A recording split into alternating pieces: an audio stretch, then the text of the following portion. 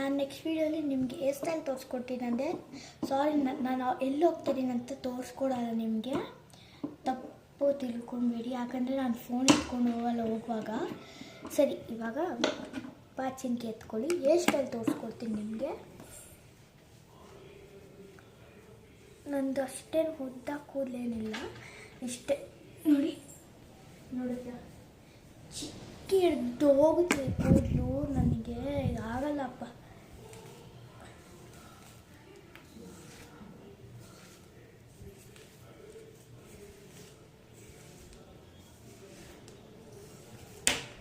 ಏನು ನೋಡಿ,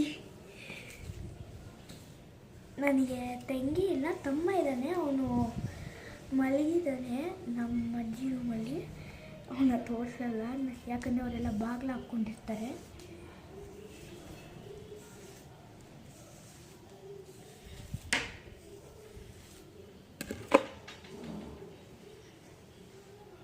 ನೋಡಿ, ಈ ಥರ ಮೇಲಕ್ಕೆ ನಾನು ಹಾಕ್ಕೊಳೋದು.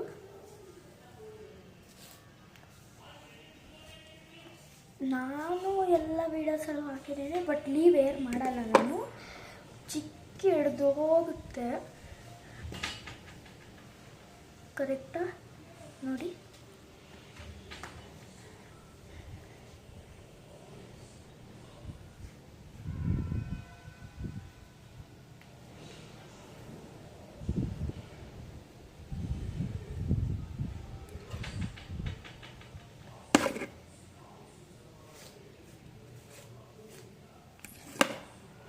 ನೋಡಿ ನಾನು ಎಷ್ಟೇ ಹೆಂಗಿದೆ ನೋಡಿ.